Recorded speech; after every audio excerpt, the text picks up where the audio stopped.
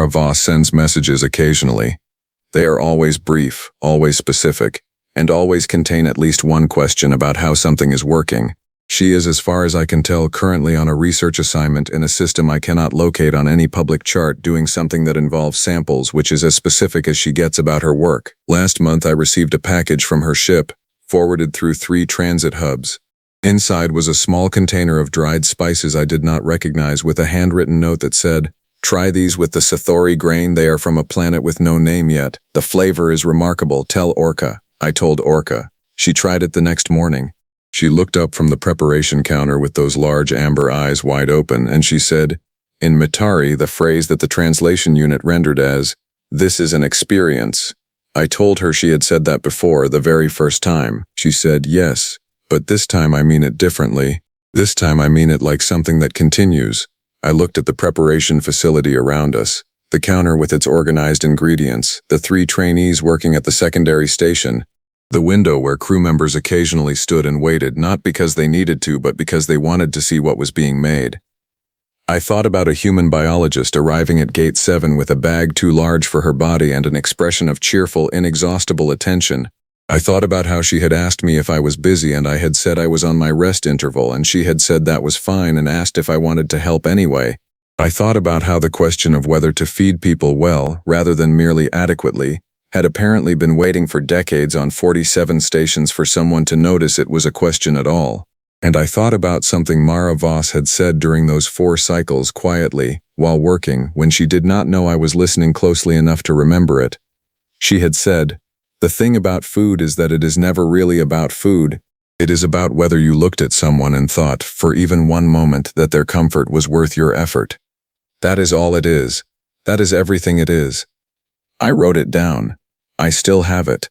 Somewhere, very far away, Mara Voss is on a nameless planet, taking samples and eating something improvised and remarkable, and she is probably already thinking about the next thing that needs fixing. She would not consider herself a person who changed anything. She would say she simply cooked. She would be wrong, and she would be fine with that. My name is Vorik Dunn, and I am a senior logistics officer aboard the Galactic Transit Hub, Station Orith 9. I have processed over 40,000 passenger arrivals in my career. I have seen Grellian traders with 12 arms trying to carry 16 bags. I have seen Fori diplomats who refused to walk through standard scanners because they believed the beams would damage their ceremonial scales. I have even once witnessed a Turvak elder sneeze directly onto the commander of an entire fleet, and watched that commander simply stand there too shocked to respond. I thought after all of that nothing could surprise me anymore. Then the human showed up. She arrived on a secondary cargo shuttle completely unscheduled at Gate 7, which is a gate that had not been officially used since a pipe incident we do not discuss publicly. Her name, according to her transit papers, was Mara Voss. She was a biologist aboard the research vessel called the Blind Margin, which had apparently suffered some variety of catastrophic navigation failure, and deposited her, alone, onto our station while the rest of her crew attempted to reroute back through a different corridor of space. She would be with us for approximately 6 of our standard station cycles. 6 cycles. That is how long it took humanity to permanently change everything. Now let me describe Mara Voss to you, because the description matters. She was a small creature, even by human standards, from what I later learned. She had brown skin, dark eyes that were always moving, and hair she had tied into a shape at the back of her head that my colleague Fet Ural called a knot of anxiety.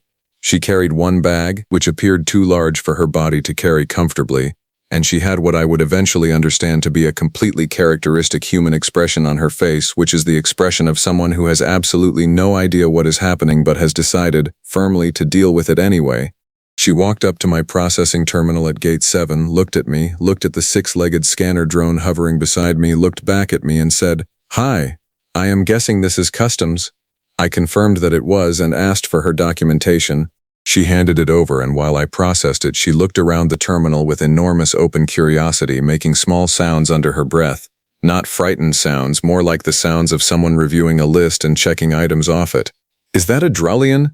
she asked, pointing at a passenger across the hall. I told her it was. "Incredible," she said. "I have only ever read about them." She was not performing excitement for my benefit. She genuinely meant it. She was delighted. That was the first thing I noticed about Mara Voss, that she was delighted by everything, and that she had absolutely no awareness that this was unusual because to her, it was simply the natural response to encountering something interesting. Her paperwork cleared. I assigned her to Transit Suite 44, which is a modest but functional space we use for delayed passengers, and I pointed her toward the station's main corridor, which would take her to the transit level. She thanked me. She said thank you to a customs officer. Nobody says thank you to customs officers. My colleague Fet Ural, who had watched the entire interaction from his station nearby, turned to me after she left and said, "What was that?" I told him it was a human. He said he had processed humans before and they did not act like that. I told him this one apparently did. We both watched her walk down the corridor, stopping every 4 steps to look at something. The first notable incident occurred approximately 14 hours after Mara Voss arrived on Orith 9. It was of all things a food situation. Our station operates a large transit commissary on level 3, which serves a medically calibrated selection of nutrition options for most of the major species that pass through regularly. It is not glamorous, it is efficient. It is the nutritional equivalent of a document filing system, which is to say that it does exactly what it needs to do and nothing more. I was on my rest interval and happened to be walking past the commissary when I heard the sound. The sound was Mara Voss saying, oh no," in a quiet and genuinely distressed voice. I will tell you, I almost kept walking. I am a logistics officer, not a hospitality coordinator. But something about the tone of her voice made me stop because it was not the voice of someone making a complaint. It was the voice of someone who had just encountered a problem they were trying very hard not to make worse. I went in. She was standing at the human nutrition dispenser, which was operating but producing something that smelled, even to my biology, deeply wrong. The panel beside it was blinking a replacement warning. The nutrient cartridge was expired, not slightly expired, significantly expired.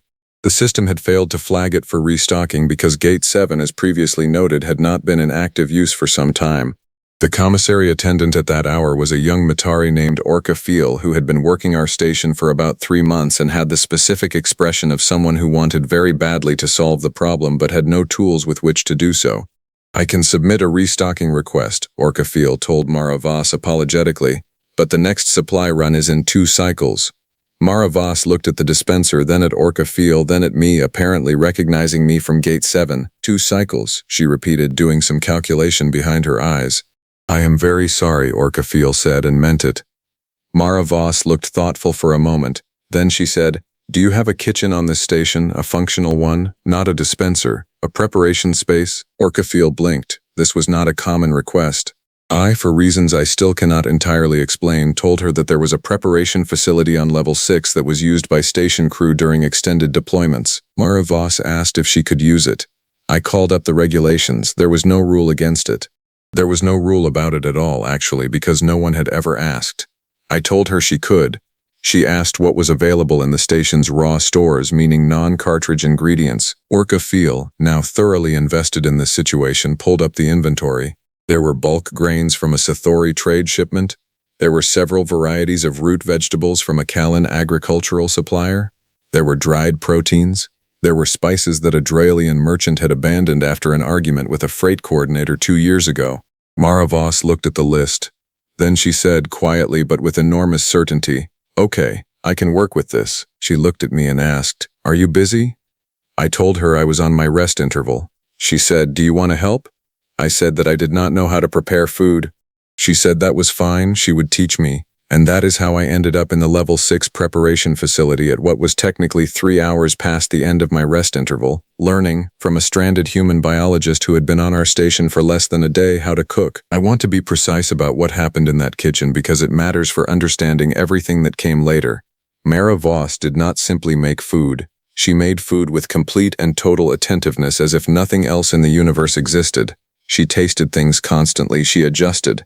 She asked me questions about the raw materials, questions I did not know the answers to but that she pursued with such focused interest that I found myself actually contacting the station's agricultural database to find out.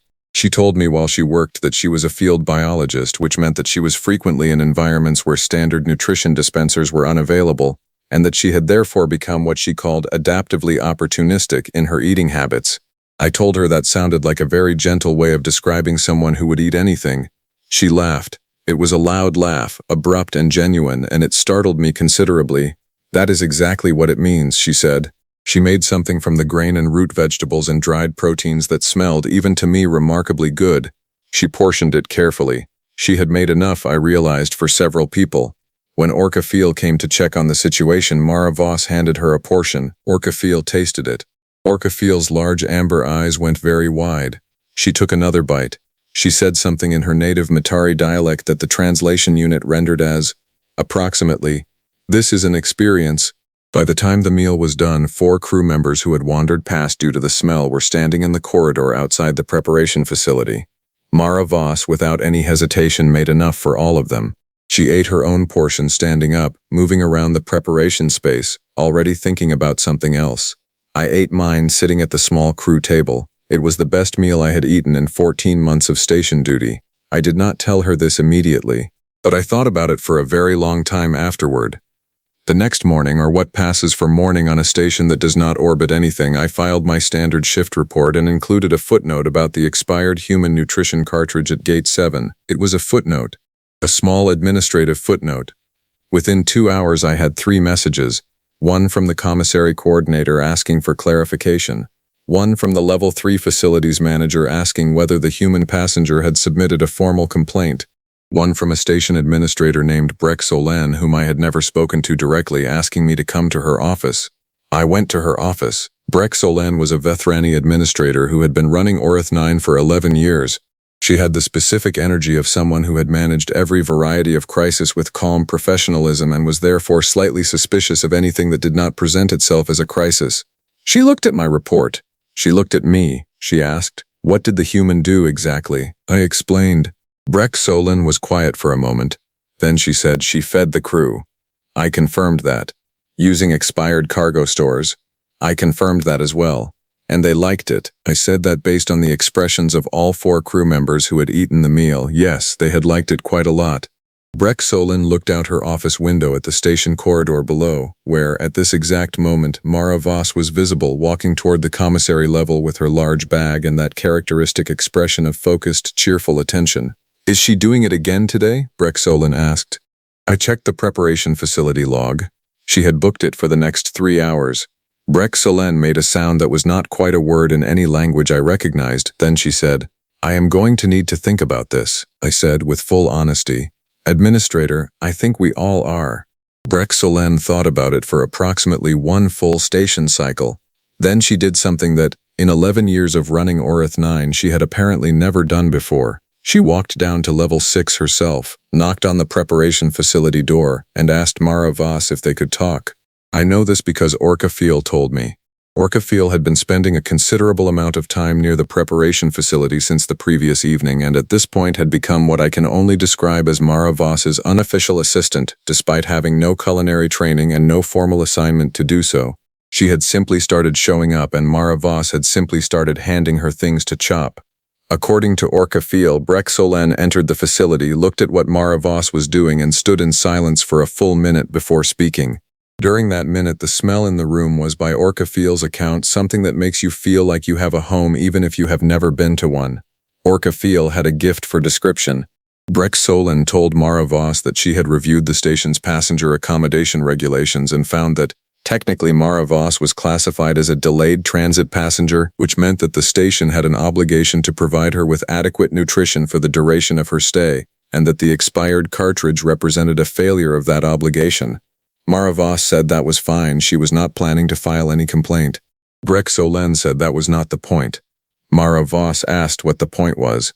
Breck Solen, who was not a woman given to indirect conversation, said, "The point is that you fed 12 crew members last night, and I have received 7 separate messages this morning about what you made, and I would like to understand how." Mara Voss tilted her head.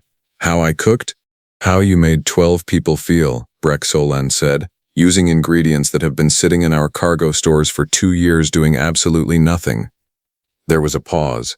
Then Mara Voss said, "Would you like to sit down? Because this will take a little while to explain, and I am also going to need you to taste this and tell me what you think." Breck Solen sat down. She tasted it. She was quiet for a long time.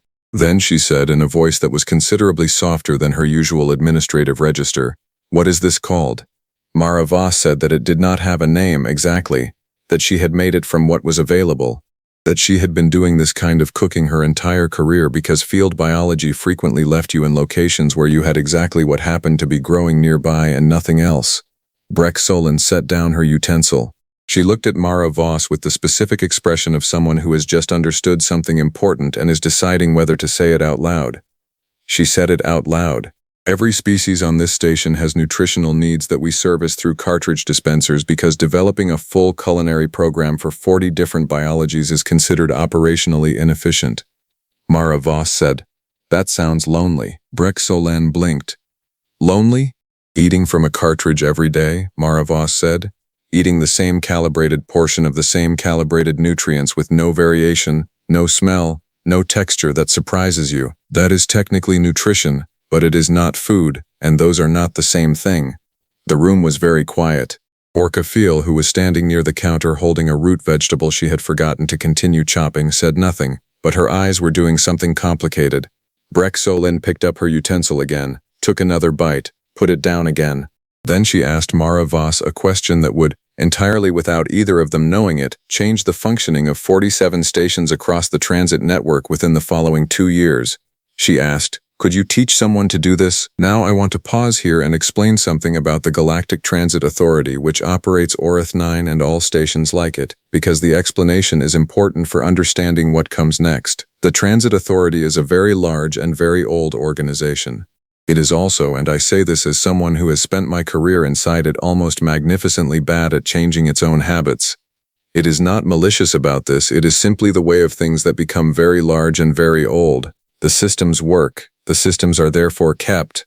The idea of doing something differently requires an enormous amount of energy to even introduce, let alone implement, and most people working within the system spend that energy on other things. What this means in practical terms is that nobody had ever, in the entire operational history of the Transit Authority, asked whether the nutrition dispensers were the best possible solution to the problem of feeding passengers and crew of diverse biologies. Not because it was a bad question, simply because asking it required noticing that the question existed. Mara Voss, who had been on Orith 9 for approximately 36 hours and had eaten exactly one meal from our facilities before the cartridge had failed, noticed the question. Not because she was trying to cause change, but because she was hungry and she was a biologist who had spent years feeding herself in complicated environments, and she looked at our commissary and thought, with the natural and immediate instinct of someone who solves problems as a reflex, "This could be better." She did not say this in a critical way. She simply started making it better because she was bored and hungry and the preparation facility was available. This is, I later learned from reading several documents about human behavioral patterns, extremely typical. Humans do not generally wait for permission to improve things. They also do not generally announce that they are doing it. They just start doing it, and by the time anyone looks up, the improvement is already complete and also probably feeding half the crew. Mara Voss said yes, she could teach someone to do this.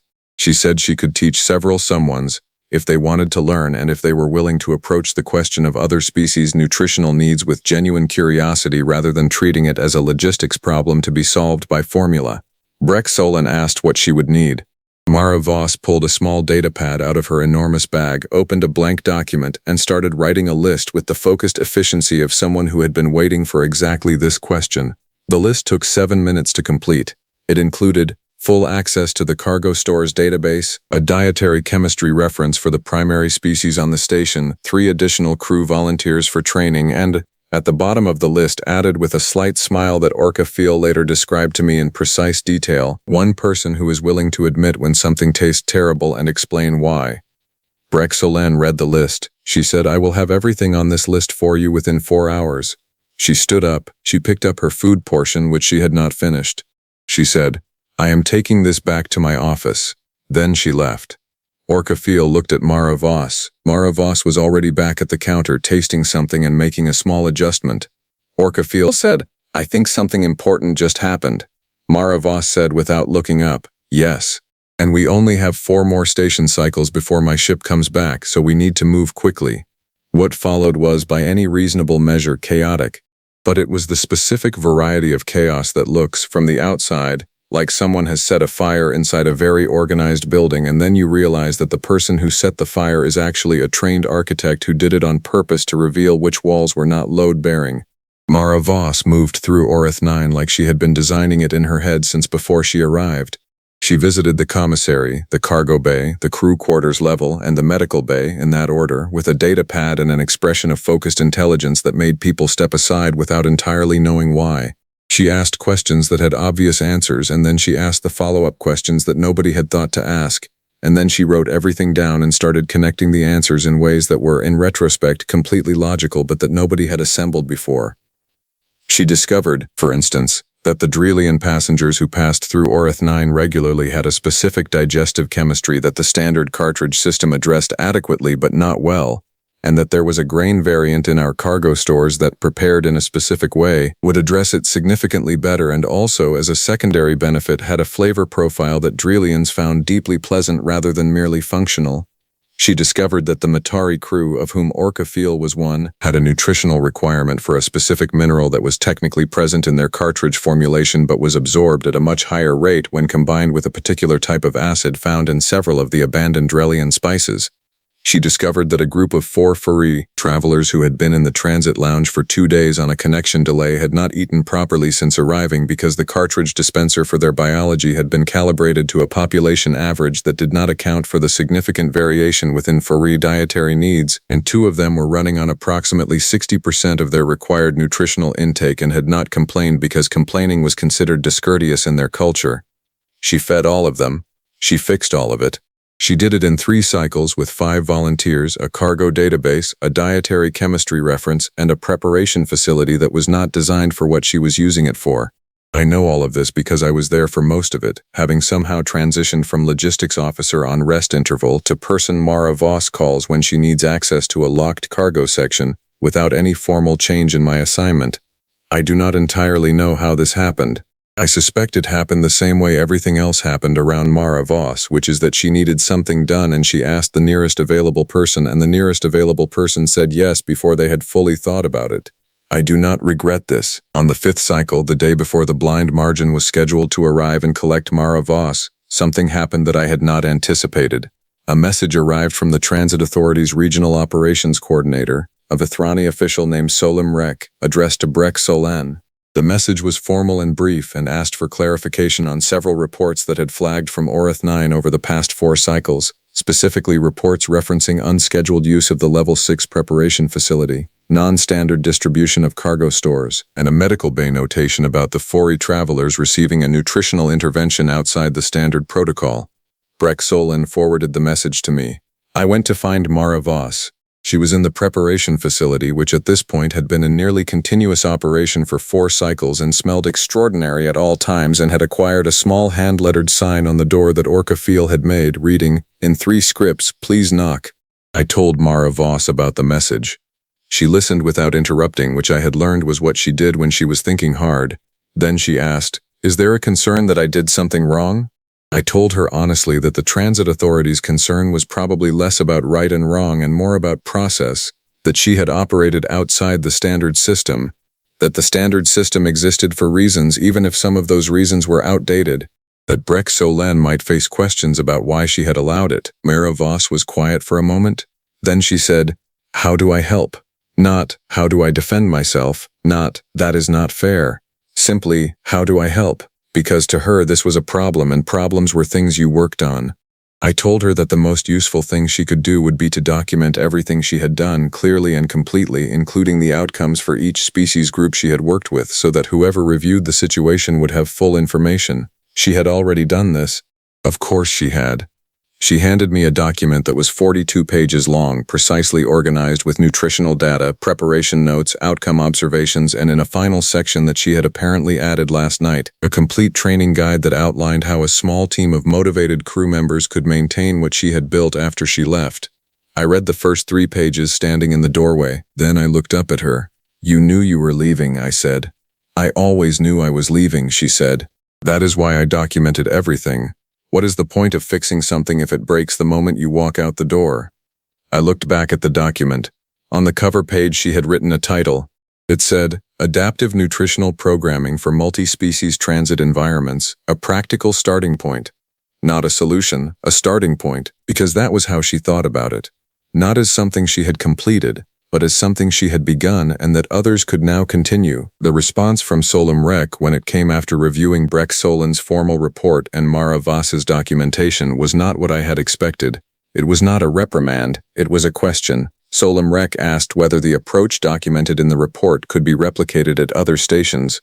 Breck Solan's response was 3 words: ask the human. What followed was a communication between Solem Rek's office and Mara Voss that lasted 4 hours and that I was present for, ostensibly as a logistics reference, and during which Mara Voss answered every question with the same calm, specific, non-defensive directness she applied to everything, and in which she said at one point something that I have thought about many times since.